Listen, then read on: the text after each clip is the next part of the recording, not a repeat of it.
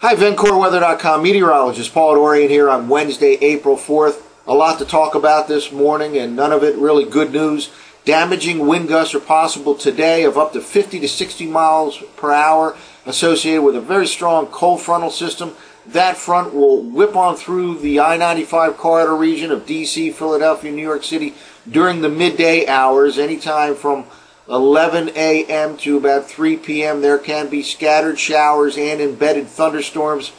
Some of those storms could contain wind gusts of up to 50 to 60 miles per hour. The winds are not strong at all right now, but over the next hour or two, they'll pick up dramatically out of the southwest, and they could gust up to 40 miles per hour or so during the mid and late morning hours in the I-95 corridor. Then the front arrives with some scattered showers and embedded thunderstorms. Not a very heavy rain event. The wind's really the big story of the day. The winds will then shift directions and come out of the northwest behind the front later this afternoon. Temperatures will drop this afternoon after spiking into the 50s and 60s by the midday hours. And again, there can be damaging wind gusts really at the time of the arrival of the frontal system during the midday, and also during the afternoon into the early evening following the frontal passage. There can be damaging wind gusts out of the northwest, again up to 50 or 60 miles per hour. In addition to the short-term problems, we of course have an accumulating snow threat for Saturday. We've been talking for several days now about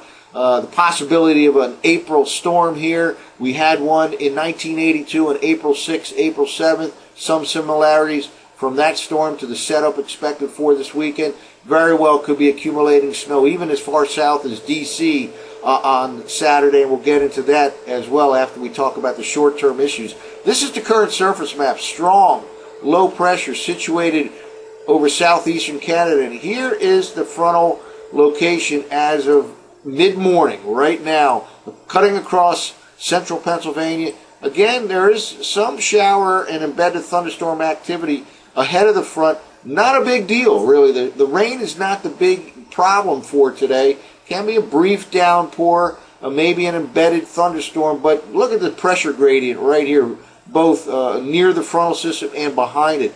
Very tight pressure gradient in this region right here, and that certainly will contribute to potentially damaging wind gusts during the midday and afternoon hours. Again, winds will start picking up momentarily, really within the next hour or two, out of the southwest. Then the front comes through during the midday hours, and winds shift to a northwesterly direction and gust 50 to 60 miles per hour during the rest of the afternoon into the early evening.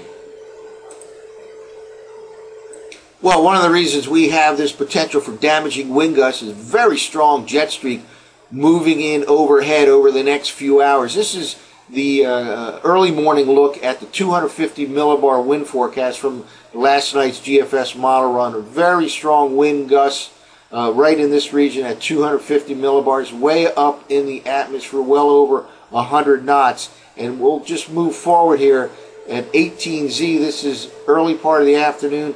Weakens a little bit, but still translates right over the I-95 corridor. Again, a very strong upper-level wind pattern here will contribute to some potential damaging wind gusts down at the surface level as that vigorous upper-level jet streak moves from the Ohio Valley right over the Mid-Atlantic's I-95 corridor during the midday hours. Eventually, that pulls to the east here overnight tonight, and then would just get flooded with the very cold air down to near 30 degrees by tomorrow morning in D.C., Philadelphia, New York City, with strong winds continuing overnight tonight. Well, let's now take a look at last night's 060 GFS forecast sequence for 500 millibars. We'll look at the upper level energy not only associated with today's potential damaging wind gust scenario, but also with the potential snowstorm on Saturday in parts of the Mid-Atlantic region. First of all, very vigorous upper level system right now. This is, let's move forward to, this is early this morning here, 12Z, 8 a.m., sitting right on top of the Great Lakes region. Again, that's associated with that strong jet streak in the upper part of the atmosphere, and it shifts right into the I-95 corridor region during the next several hours. Again, all this contributes to the instability in the atmosphere. Don't look for heavy rain, but there can be some brief downpours, but overall this will not be a heavy rain event. Again, winds, the biggest factor over the next several hours. And again, the frontal system itself passes through during the midday hours, but that's not the end of the threat for damaging wind gusts. Behind the front, northwest winds will continue 50 to 60 miles per hour this afternoon into early evening. Okay, let's now move forward here. Thursday will be a cold, dry day, windy.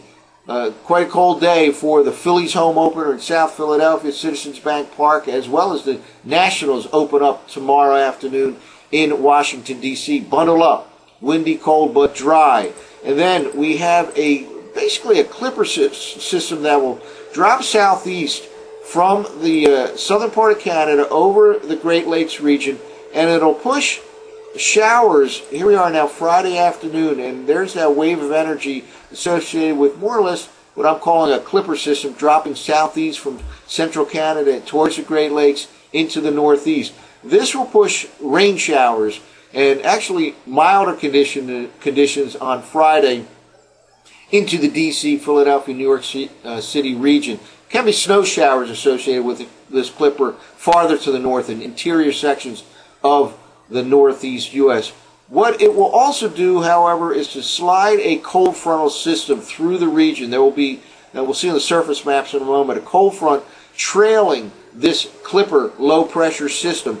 That front comes through, ushers in much colder air for the weekend. Saturday will be really amazingly cold for this time of the year relative to normal. We may have trouble hitting 40 degrees on Saturday, some 20 to perhaps even more than that, 20 degrees below normal for this time of the year. Certainly normal highs right now are 60 degrees in places like D.C. Very, very cold air mass for this time of the year. Notice, upper level energy here. This is a Saturday morning forecast map.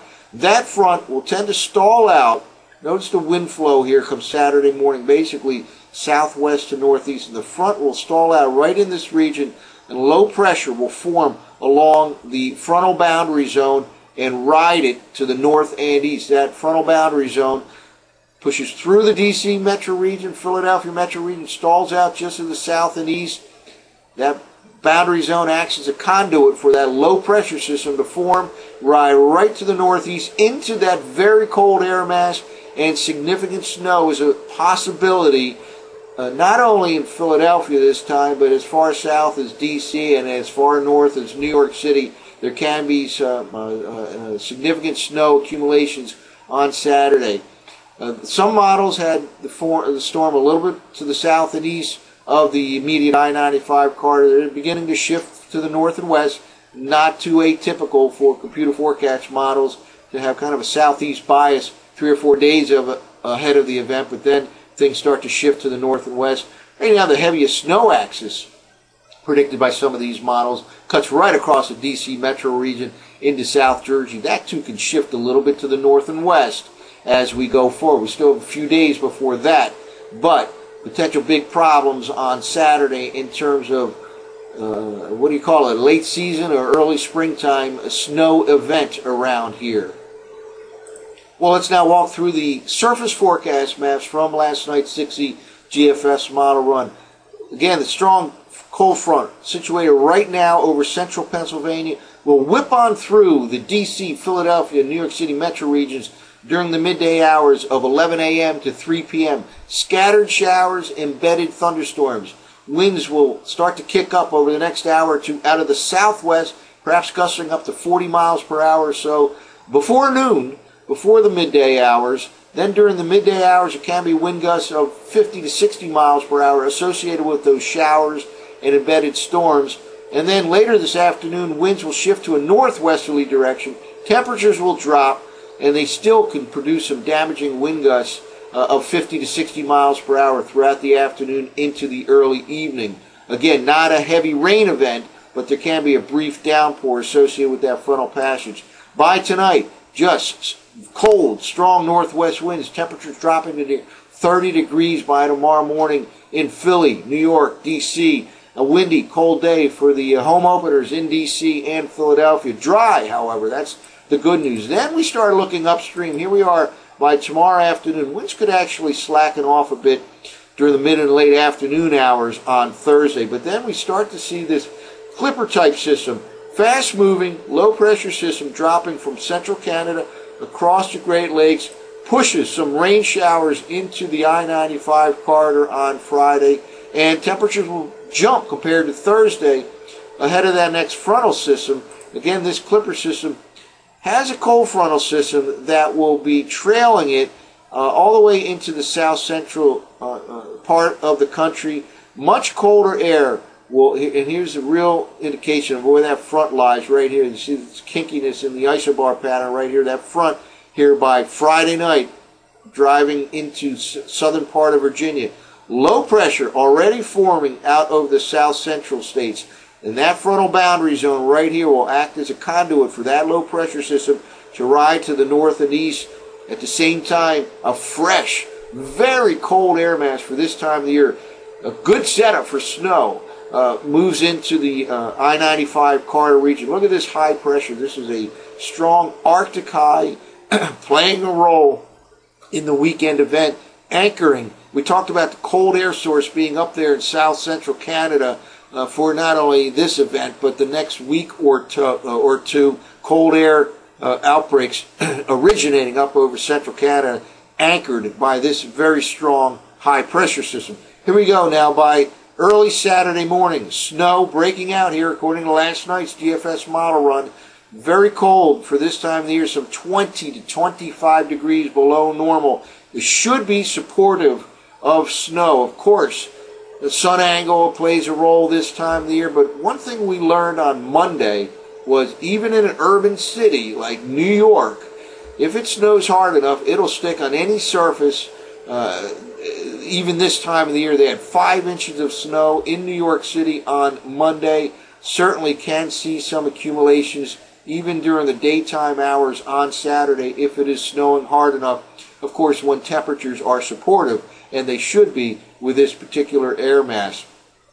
And we'll see over the next couple of days if the rain-snow mixture possibility extends a little bit to the north and west into the D.C. metro region. That is certainly on the table, and of course that would have an impact on potential accumulations down there, maybe even up into the Philadelphia metro region. Certainly have to monitor where that rain-snow line will set up for this particular event. Nothing is set in stone right now. Let's move forward here, and here we go. That low pressure area moves to the northeast along that stalled out frontal boundary zone, and here we go. Finally, by Saturday night, that starts to pull away, and just a cold, sunny day on Sunday following what could be a significant accumulating snow event on Saturday. Then another threat for snow is possible in the mid-Atlantic region early to middle part of next week, anywhere in that Monday to Wednesday time frame. So a lot going on.